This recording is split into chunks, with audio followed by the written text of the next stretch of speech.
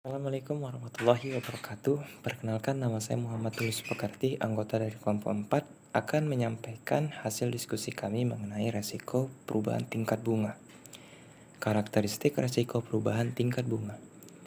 Terdapat dua kemungkinan yang bisa terjadi di perusahaan yang disebabkan oleh perubahan tingkat bunga.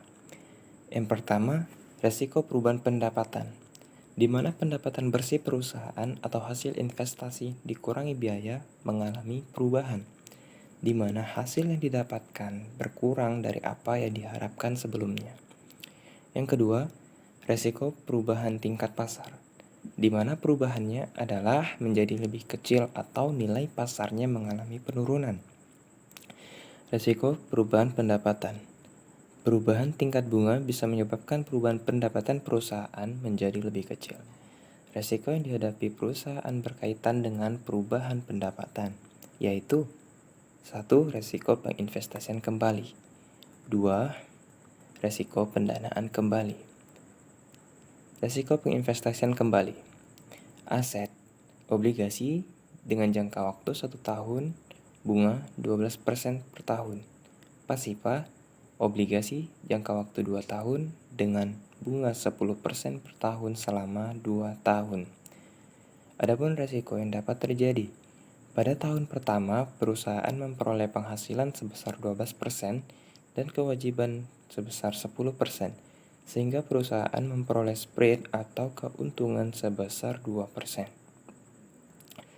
Untuk tahun kedua, keuntungan tergantung dari tingkat bunga investasi obligasi pada tahun kedua. Contohnya seperti berikut. Pendanaan 10%. Jika perusahaan bisa memperoleh tingkat bunga 12%, maka perusahaan mengalami untung.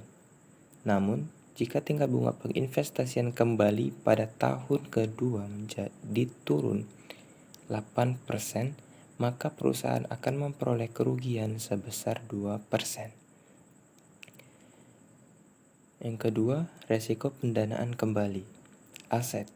Perusahaan memiliki obligasi jangka waktu selama 2 tahun dengan bunga 12% per tahun.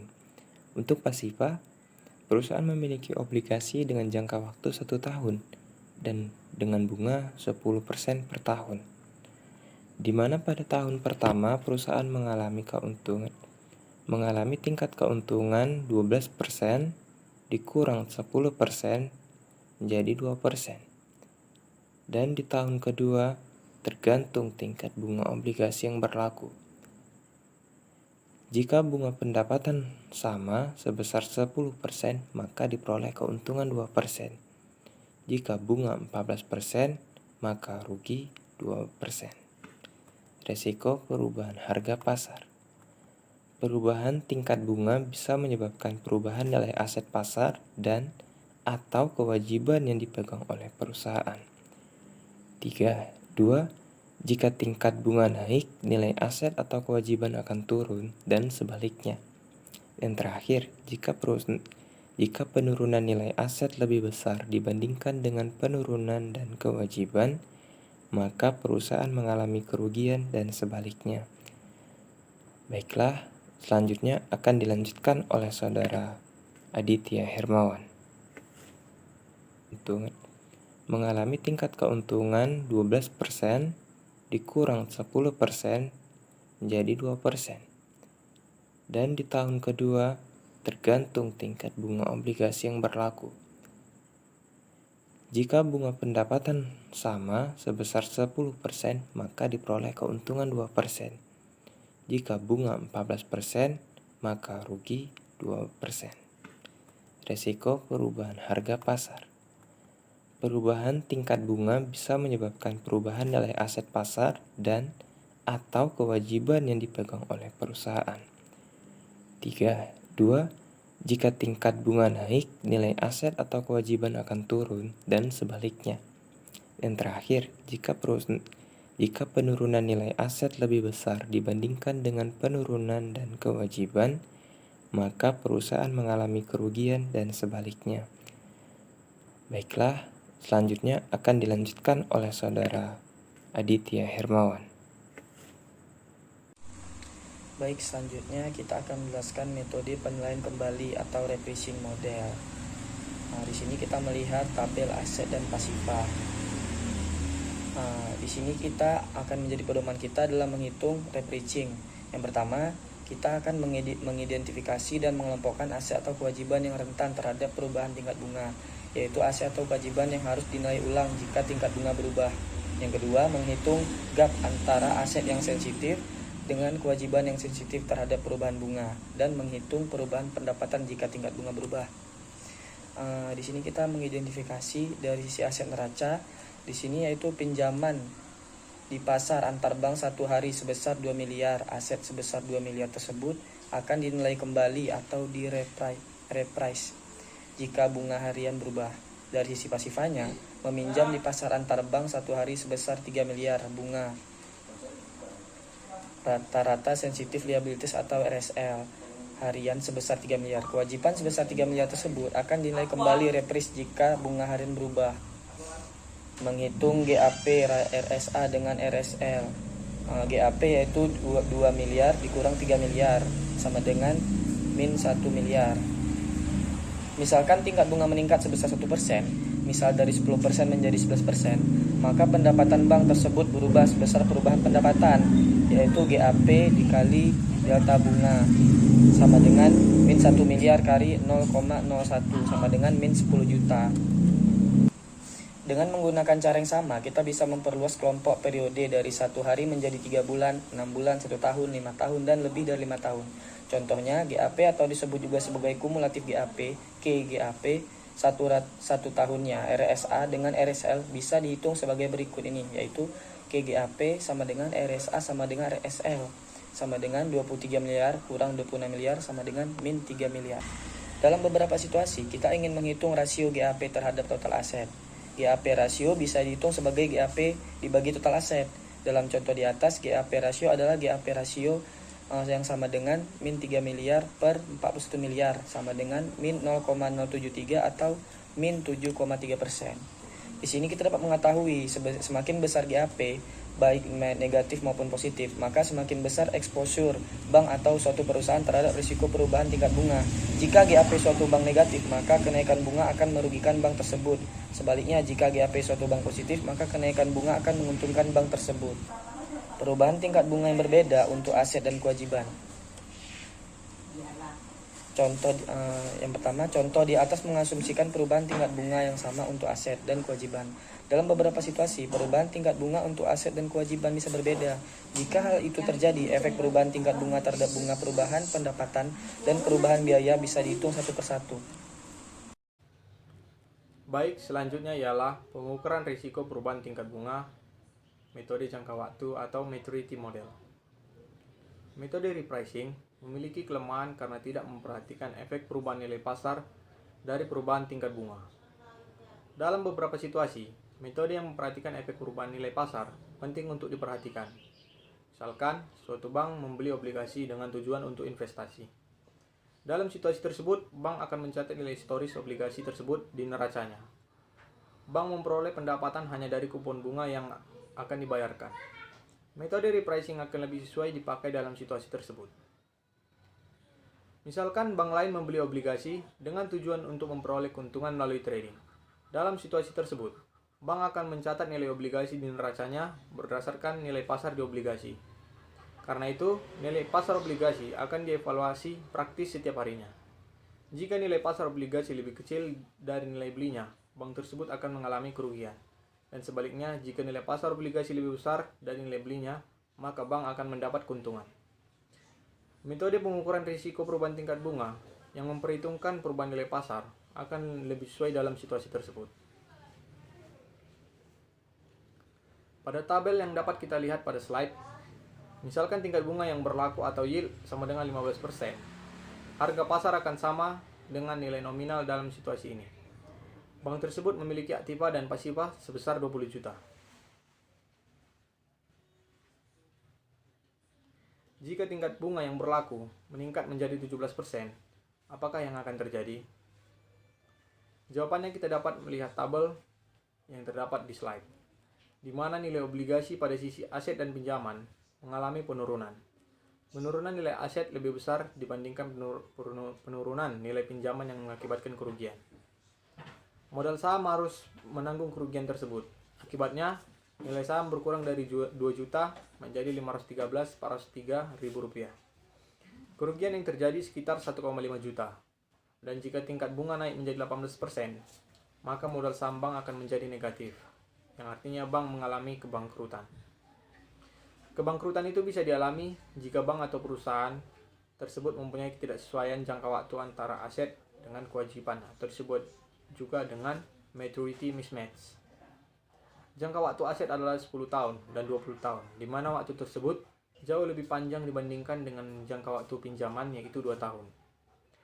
Ketidaksesuaian jangka waktu tersebut memunculkan eksposur terhadap risiko perubahan tingkat bunga. Semakin besar ketidaksesuaian jangka waktu tersebut terhadap risiko perubahan tingkat bunga. Semakin besar ketidaksesuaian jangka waktu tersebut, maka akan semakin besar pula risiko perubahan tingkat bunga yang akan dihadapi bank tersebut. Jangka waktu untuk portofolio aset atau kewajiban bisa dihitung sebagai rata-rata tertimbang dari jangka waktu aset atau kewajiban individual. Dengan pembobot adalah nilai pasar dari masing-masing aset atau kewajiban tersebut. Dalam contoh di atas, jangka waktu aset atau maturity of asset atau MA bisa dihitung dengan rumus berikut ini. MA atau maturity of asset sama dengan 10 juta per 20 juta dikali dengan 10 tahun ditambah 10 juta per 20 juta dikali dengan 20 tahun sama dengan 15 tahun. Jangka waktu kewajiban atau maturity of liabilities atau ML adalah 2 tahun. Gap jangka waktu bisa dihitung dengan gap jangka waktu sama dengan MA dikurang ML sama dengan 15 kurang 2 sama dengan 3 tahun. Semakin besar gap jangka waktu, baik positif maupun negatif, semakin besar risiko perubahan tingkat bunga yang dihadapi oleh suatu perusahaan atau bank. Beberapa perusahaan seperti bank, biasanya secara sengaja maupun karena karakteristik bisnisnya, akan memiliki struktur aset atau kewajiban dengan gap jangka waktu yang tidak nol. Sebagai contoh, struktur neraca bank yang biasanya terjadi adalah seperti berikut ini. Dari sisi aset, bank memberikan pinjaman atau aset jangka panjang. Misal memberikan kredit KPR dengan jangka waktu 10 tahun. Dari sisi pasifanya, tabungan dan deposito dengan jangka waktu 1 tahun. Itulah yang sering terjadi dialami oleh perusahaan. Bank biasa memberikan pinjaman jangka panjang dengan bunga tetap. Untuk mendanai pinjaman tersebut, bank menerbitkan tabungan atau deposito yang sifatnya jangka pendek. Karena penabung ingin mempunyai simpanan yang bisa diambil suatu waktu atau cepat. Jika bank ingin mengurangi risiko perubahan tingkat bunga, bank bisa memperkecil gap jangka waktunya. Alternatif lain, bank bisa meningkatkan jangka waktu pinjaman, misal dengan menerbitkan obligasi jangka panjang dengan jangka waktu 10 tahun. Jika bank memperkirakan tingkat bunga akan meningkat, bank bisa memperkecil gap jangka waktu atau membuat gap jangka waktu yang bernilai negatif, di mana jangka waktu kewajiban lebih panjang dibandingkan dengan jangka waktu aset. Dalam situasi tersebut, nilai kewajiban akan turun lebih cepat dibandingkan dengan nilai aset. Itu menjadi hal yang menguntungkan bagi pihak bank. Kemudian, imunisasi dengan metode jangka waktu. Jika suatu bank ingin melakukan imunisasi atau lebih kebal terhadap perubahan tingkat bunga melalui metode jangka waktu, agar perubahan tingkat bunga tidak mengakibatkan kerugian, maka bank bisa menyamakan jangka waktu aset dengan jangka waktu kewajiban, di mana MA atau maturity of asset sama dengan ML atau maturity of liabilities atau MA dikurang ML sama dengan 0. Pada tabel berikut, kita dapat melihat jangka waktu asetnya 15 tahun, yaitu 10 obligasi pertama, ditambah jangka waktu obligasi kedua, yaitu 20, dibagikan dengan 2. Jangka waktu pinjaman sama, yaitu 15 tahun. Tingkat bunga yang berlaku 15%, sehingga nilai aset dan kewajibannya adalah 20 juta. Jika tingkat bunga meningkat menjadi 17%, apakah bank akan terimunisasi sepenuhnya? Jawabannya dapat kita lihat pada tabel berikut, di mana nilai aset dan kewajiban yang baru menjadi turun semuanya. Nilai modal juga turun dengan kurang lebih 150.000 dari 2 juta menjadi 1.859.533 ribu rupiah. Kerugian tersebut jauh lebih kecil dibandingkan jika bank mempunyai kewajiban dengan jangka waktu 2 tahun. Dengan demikian, bank bisa menekan risiko perubahan tingkat bunga dengan menyamakan jangka waktu aset dengan jangka waktu kewajiban.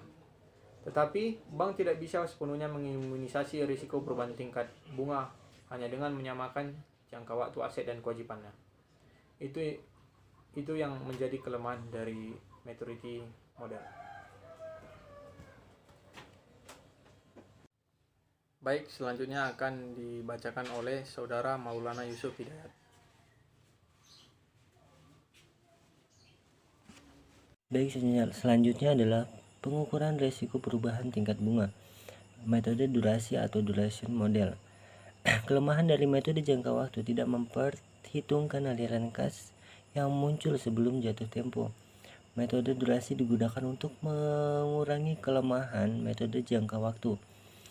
Contoh nih, obligasi A nilai nominal 1 juta rupiah, jangka waktu 1 tahun, kupon bunga 10% dibayarkan setiap semester. Dan obligasi yang B nilai nominal 1 juta, jangka waktu 1 tahun, kupon bunga 10% dibayarkan setiap tahun.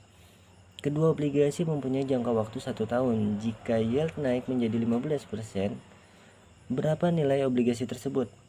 Nah, di sini caranya obligasi A sama dengan 50.000 dibagi 1 ditambah 0,15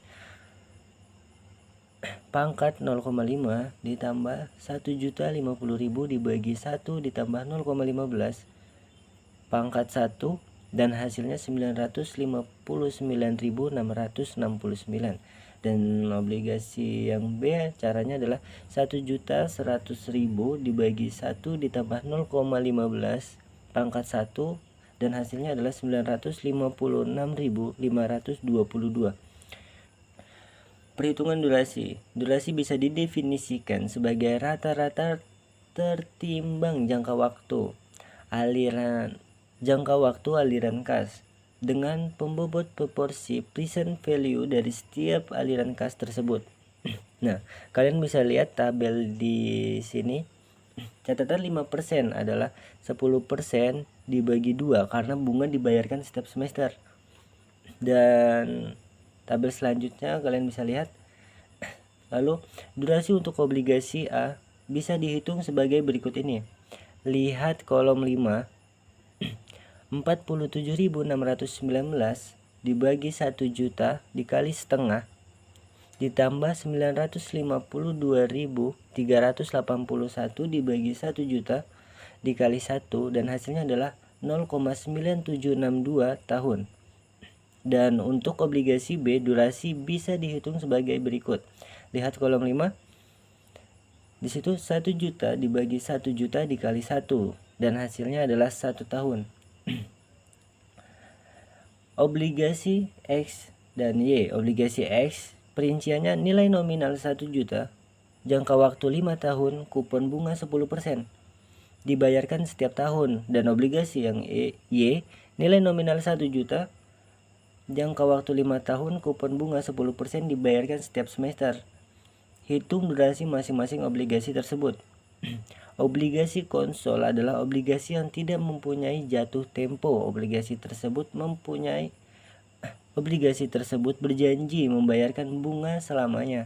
Jangka waktu obligasi atau maturity tersebut adalah tidak terbatas. Tetapi durasi untuk obligasi konsol bisa dihitung, yaitu dis C sama dengan 1 ditambah dalam kurung 1 dibagi R. Baik, selanjutnya akan dibacakan oleh Saudara Firmansyah. 5 tahun, kupon bunga 10% dibayarkan setiap semester. Hitung durasi masing-masing obligasi tersebut. Obligasi konsol adalah obligasi yang tidak mempunyai jatuh tempo. Obligasi tersebut berjanji membayarkan bunga selamanya. Jangka waktu obligasi atau maturity tersebut adalah tidak terbatas. Tetapi durasi untuk obligasi konsol bisa dihitung, yaitu dis C sama dengan 1 ditambah dalam kurung 1 dibagi R. Baik, selanjutnya akan dibacakan oleh Saudara Firmansyah. Selanjutnya, interpretasi ekonomi durasi.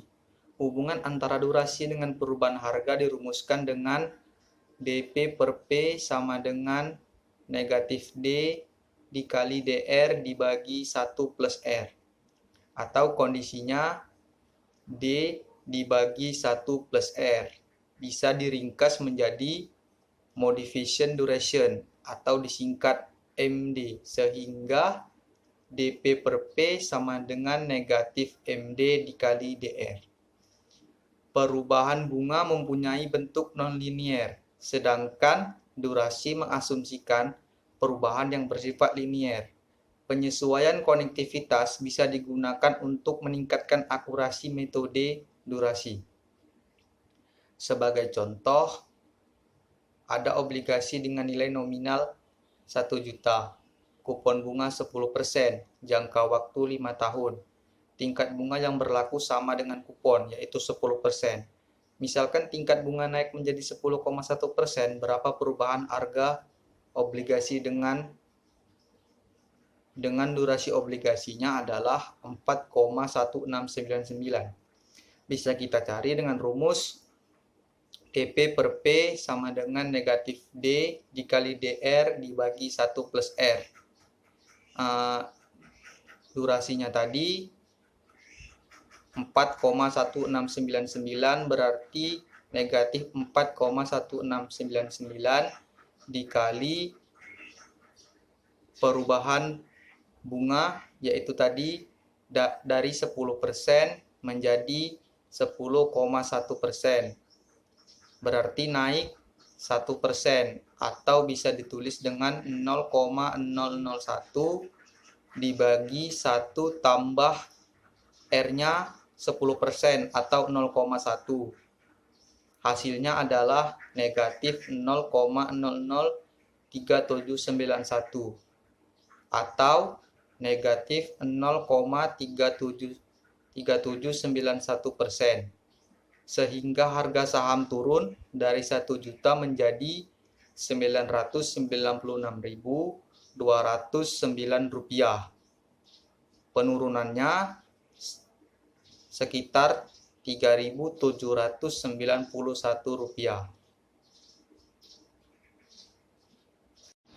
Selanjutnya, imunisasi dengan metode durasi. Yang pertama, ketidaksesuaian aset dengan kewajiban. Bisa kita lihat dari neraca perusahaan. Dari sisi aktivanya, yang pertama obligasi jangka waktu 10 tahun, nominal minimal 10 juta, kupon bunga 15%. Yang kedua, obligasi jangka waktu 20 tahun, nilai nominal 10 juta, kupon bunga 15%. Total asetnya 20 juta. Sedangkan dari sisi pasifa, pinjaman jangka pendek, bunga 15%. Jangka waktu 2 tahun, nilai nominal 18 juta. Modal sahamnya 2 juta. Total asetnya sama juga, 20 juta. Tingkat bunga yang berlaku 15%. Dari durasi obligasi, aset yang pertama adalah 5,77 tahun. Sedangkan durasi obligasi aset kedua adalah 7,189 tahun. Dan durasi untuk kewajibannya adalah 1,87 tahun. Durasi asetnya adalah DA sama dengan 10 juta dibagi 20 juta dikali 5,77 ditambah 10 juta dibagi 20 juta dikali 7,198. Jadi hasil DA-nya adalah 6,48 tahun. Sedangkan gap durasinya DA durasi aset dikurang DL durasi liabilitasnya adalah 6,48 dikurang 1,87 sama dengan 4,61 tahun. Gap positif apabila tingkat bunga naik, bank rugi. Gap Negatif apabila tingkat bunga naik, bank untung. Semakin tinggi gap durasi, semakin tinggi risiko perubahan tingkat bunga yang dihadapi perusahaan. Yang kedua, imunisasi modal saham. Imunisasi dengan menyamakan durasi aset dengan durasi kewajiban dikali faktor hutang. Delta E sama dengan negatif DA dikurang DL dikali K dikali A dikali delta R dibagi 1 plus R. K sama dengan liabilitas dibagi aset atau L dibagi A. Apabila DA sama dengan DL dikali K, maka delta E adalah 0. Artinya perubahan tingkat bunga tidak akan mempengaruhi modal saham. Berdasarkan ilustrasi yang tadi, durasi asetnya adalah 6,48 tahun, liabilitasnya sebesar 20 juta. Aset sejumlah 18 juta. Berapakah durasi liabilitas agar perubahan tingkat suku bunga tidak mempengaruhi modal saham?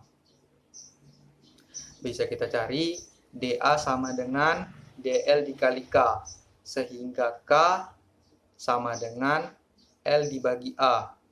18 juta dibagi 20 juta sama dengan 0,9. DL-nya sama dengan DA dibagi K sama dengan 6,48 dibagi 0,9 sama dengan 7,2 tahun. Selanjutnya kita cari nilai pasar zeros sama dengan nilai nominal dibagi 1 tambah R pangkat durasi liabilitasnya. Nilai nominal sama dengan 18 juta dikali 1 tambah 0,15 pangkat 7,2. Hasilnya 48.554.241. Berarti bank menerbitkan obligasi tanpa kupon dengan nilai nominal sekitar 49 juta. Yang ketiga, imunisasi rasio saham atau rasio modal. Jika bank ingin mengimunisasi rasio modal, maka bank akan membuat durasi aset sama dengan durasi kewajiban. Bisa juga dirumuskan dengan durasi aset sama dengan durasi liabilitas. Pada contoh sebelumnya durasi asetnya adalah 6,48 tahun. Maka bank juga perlu membuat durasi kewajibannya 6,48 tahun. Misalnya bank menerbitkan obligasi zeros dengan tingkat bunga implisit 15%, maka nilai nominal yang diperlukan adalah, bisa kita cari dengan rumus, nilai nominal sama dengan 18 juta dikali 1 tambah 0,15 pangkat 6,48. Hasilnya 44 juta 524.034 rupiah. Dan dengan contoh tingkat bunganya yang berlaku naik menjadi 17%. Nilai pasar aset turun menjadi 17.924.726 rupiah. Maka berapa nilai kewajibannya? Nilai pasar kewajiban bisa dihitung. Nilai pasar zeros sama dengan 43.967.493 dibagi 1 tambah 0,17 pangkat 6,48. Hasilnya 16.122.191 rupiah. Sedangkan nilai modal sahamnya adalah nilai aset dikurang nilai kewajiban. Nilai asetnya tadi 17.942.726 rupiah dikurang 16.122.191. Hasilnya 1.820.535 rupiah. Rasio modal terhadap total aset yang baru yaitu 1.820.535 dibagi dengan nilai asetnya tadi 17.942.726 sama dengan 0,10146 atau sama dengan 10,15%, sama dengan rasio yang sebelumnya yaitu sebesar 10% didapat dari 2 juta dibagi 20 juta. Dengan kata lain, rasio modal bisa diimunisasikan dari perubahan tingkat bunga. Mungkin hanya ini yang dapat kami sampaikan. Mudah-mudahan dapat bermanfaat bagi teman-teman semua. Dan saya ucapkan terima kasih atas perhatiannya. Wabillahi taufiq wal hidayah. Wassalamualaikum warahmatullahi wabarakatuh. Akan menjelaskan tentang instrumen derivatif. Instrumen derivatif adalah instrumen yang nilainya diturunkan dari nilai aset menjadi dasarnya atau underlying aset. Aset yang menjadi dasar tersebut bisa sangat beragam, mulai dari sekuritas yaitu saham dan obligasi, komoditas yaitu emas dan olefin, falas atau valuta asing, dan bahkan instrumen derivatif lainnya. Terdapat beberapa contoh dari instrumen derivatif yaitu 1 forward, 2 future, 3 opsi, dan 4 swap, dan lainnya. Di sini saya akan menjelaskan tentang salah satu instrumen derivatif tersebut yaitu forward. Instrumen forward merupakan instrumen keuangan derivatif yang paling tua. Kontrak forward bisa dibedakan dengan kontrak spot. Salah satu contoh forward adalah valuta asing. Kurs forward berbeda dengan kurs spot dapat dilihat dalam hal penyerahan barangnya. Kita dapat melihat dari tabel perbedaan transaksi spot dengan forward, di mana misalkan kurs forward 3 bulan untuk rupiah per dolar adalah 9.000. Kurs semacam ini berarti bahwa kita bisa membeli atau menjual dolar dengan kurs 9.000 yang ditetapkan saat ini, tetapi perolehan atau penyerahan dolar dilakukan pada waktu 3 bulan mendatang. Lalu, pada 3 bulan mendatang, kita harus menyediakan atau memperoleh rupiah sebesar 9.000 jika kita membeli atau menjual dolar forward. Transaksi semacam itu memiliki banyak manfaat, khususnya untuk hedging dan juga spekulasi. Dan di sini saya akan menjelaskan manfaat hedging dengan forward. Misalnya, manajer tersebut bisa melakukan hedging dengan menggunakan forward obligasi dengan jangka waktu 3 bulan. Dan misalkan dia berhasil menemukan partner yang bersedia melakukan transaksi forward obligasi dengan jangka waktu 3 bulan dengan harga 1,2 miliar atau sama dengan harga pasar saat ini. Dan misalkan saat 3 bulan mendatang tingkat bunga meningkat yang mengakibatkan nilai obligasi menurun menjadi 900 juta, maka kita dapat melihat tabel hasil dari hedging dengan forward, di mana yang pertama, kita bisa mengalami kerugian di obligasi atau posisi spot obligasi karena nilainya turun sebesar 300 juta. Hasil ini didapat dari 900 juta dikurang 1,2 miliar. Akan tetapi, kita mengalami keuntungan di forward obligasi karena bisa menjual dengan harga 1,2 miliar sementara harga pasar di obligasi adalah 900 juta. Maka, kita untung sebesar 300 juta. Maka, total keuntungannya adalah keuntungan di posisi spot plus keuntungan di sisi forward, yaitu minus 300 juta ditambah 300 juta, di mana hasilnya adalah 0. Selanjutnya adalah posisi long obligasi. Yang pertama adalah posisi long obligasi, di mana kita dapat melihat jika harga obligasi meningkat, maka manajer investasi tersebut akan mendapat keuntungan. Semakin besar tingkat peningkatan obligasi, semakin besar keuntungan manajer investasi tersebut. Dan jika harga obligasi mengalami penurunan, maka dia akan mengalami kerugian. Selanjutnya, kita dapat melihat posisi forward, short obligasi, di mana jika harga obligasi meningkat, investor akan mengalami kerugian dan sebaliknya.